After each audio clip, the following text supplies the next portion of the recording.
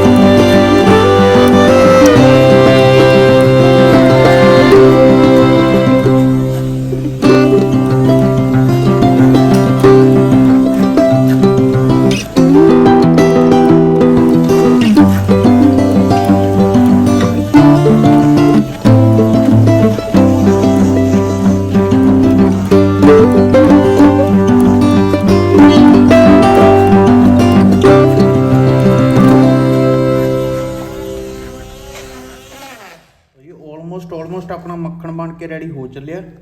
ਬਸ ਇਹਨੂੰ 1-2 ਮਿੰਟ ਹੋਰ ਲੱਗਣਗੇ ਤੇ ਉਸ ਤੋਂ ਬਾਅਦ ਇਹਨੂੰ ਆਪਾਂ ਪਤੀਲੇ 'ਚ ਪਾ ਕੇ ਗਰਮ ਧਰ ਦਾਂਗੇ, ਫਿਰ ਇਹ ਤੋਂ ਘਿਓ ਬਣ ਜੂਗਾ। ਤਾਂ ਆਪਾਂ ਪਿੰਨੀਆਂ ਜਿਹੀਆਂ ਬਣਾ ਲੈਣੀਆਂ ਇਹਦੀਆਂ। ਲਓ ਜੀ, ਮੱਖਣ ਇਜ਼ ਰੈਡੀ। ਇਹਨੂੰ ਖਾ ਵੀ ਸਕਦੇ ਆਪਾਂ, ਹੋਰ ਕੀ।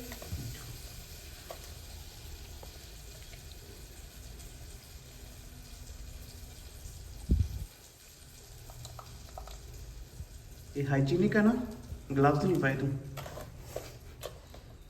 Don't know.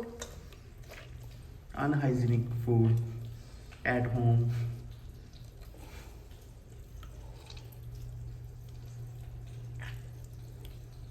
पुराने जमाने च देखो बीबियां हाथ नाल ही खवा दिंदियां सी मक्खन, खादियां खड़दियां। देखो तुम किड्डे ਵੱਡੇ ਵੱਡੇ ਗੋਲੇ ਬਣ ਰਹੇ ਨੇ ਮੱਖਣ ਦੇ।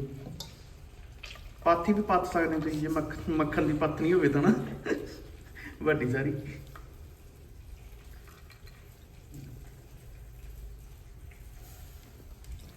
ਇਹ ਤਾਂ ਪਾਤਾ ਆਪਾਂ ਇਹ ਚ। ਇਹਨੂੰ ਕਿੰਨਾ ਟਾਈਮ ਰੱਖਣਾ? ਜਿੰਨਾ ਤੱਕ ਘੀ ਨਹੀਂ ਬਣ ਜਾਂਦਾ। ਜਿੰਨਾ ਟਾਈਮ ਘੀ ਨਹੀਂ ਬਣ ਜਾਂਦਾ ਉਹਨਾਂ ਟਾਈਮ ਨੂੰ ਐਂ ਉਬਲੀ ਜਾਂਦੀ। ਇੱਧਰ ਆਪਣਾ ਮਟਰ ਪਨੀਰ ਰੈਡੀ ਹੋ ਜਾਂਦਾ। ਆਪਾਂ ਹੀ ਮਟਰ ਹੋ ਗਿਆ ਪਨੀਰ ਵਿੱਚ ਪਾ ਦਾਂਗੇ ਬਾਅਦ 'ਚ ਆਪਾਂ। ਜਿਵੇਂ ਜਿਵੇਂ ਗਰਮ ਹੋਈ ਜਾਊਗਾ, ਉਬਾਲਾ ਆਈ ਜਾਊਗਾ, ਇਹਨੂੰ ਉਵੇਂ ਹੌਲੀ ਹੌਲੀ ਇਹਨੇ ਘਿਓ 'ਚ ਤਬਦੀਲ ਹੋ ਜਾਣਾ ਸਾਰੇ ਮੱਖਣ ਨੇ। ਹੌਲੀ ਹੌਲੀ ਮੱਖਣ ਘਿਓ ਦਾ ਰੂਪ ਲੈਂਦਾ ਹੋਇਆ ਇਹ ਇੱਛਾਧਾਰੀ ਹੁੰਦਾ ਹੈ। ਇਹ ਮੱਖਣ ਵੀ ਬਣ ਜਾਂਦਾ, ਦੁੱਧ ਵੀ, ਮਲਾਈ ਵੀ, ਦਹੀਂ ਵੀ ਤੇ ਦੇਸੀ ਘਿਓ।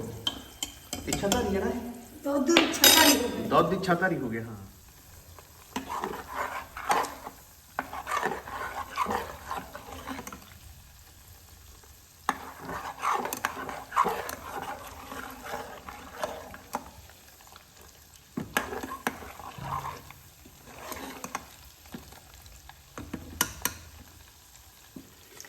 ਇਹਨੂੰ ਆਏ ਛਲਣੀ ਦੇ ਨਾਲ ਛਾਣ ਕੇ ਦੇ ਵਿੱਚ ਡੱਬੇ 'ਚ ਪਾਓ।